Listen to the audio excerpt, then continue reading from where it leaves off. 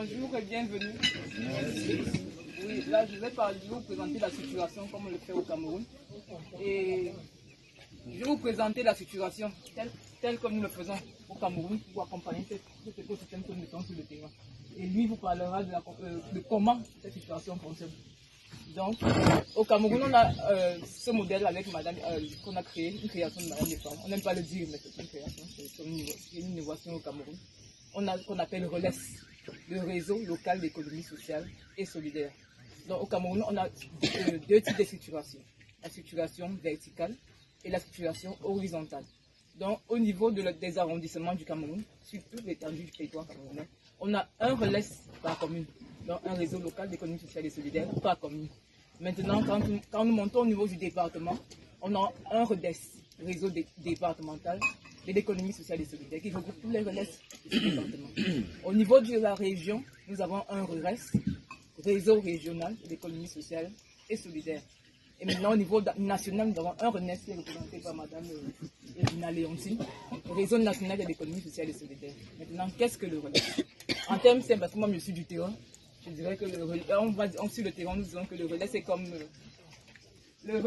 est comme ce balai que nous avons en Afrique. Le balai, ça, nous avons en Afrique.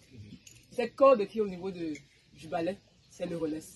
Et maintenant, les différentes brandies sont les activités génératrices de revenus qui sont dans une commune, organisées en coopérative, simplifiées par filière.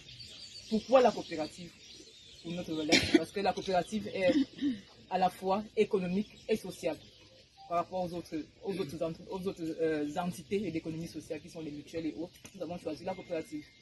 Et c'est un outil de création d'emplois par excellence. Donc, ça, c'est la structuration verticale. Et maintenant, nous faisons cette structuration en fonction de chaque filière. Donc, je vais prendre un exemple.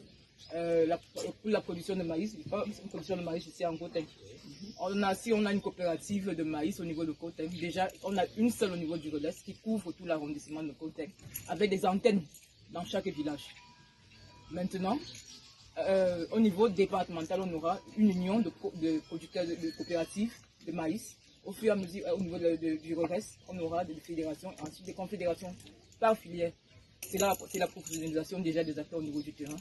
Et on les accompagne dans les formations, éducation, formation, information, comme le 5e principe coopératif le dit. Donc, il va vous parler de comment on les accompagne.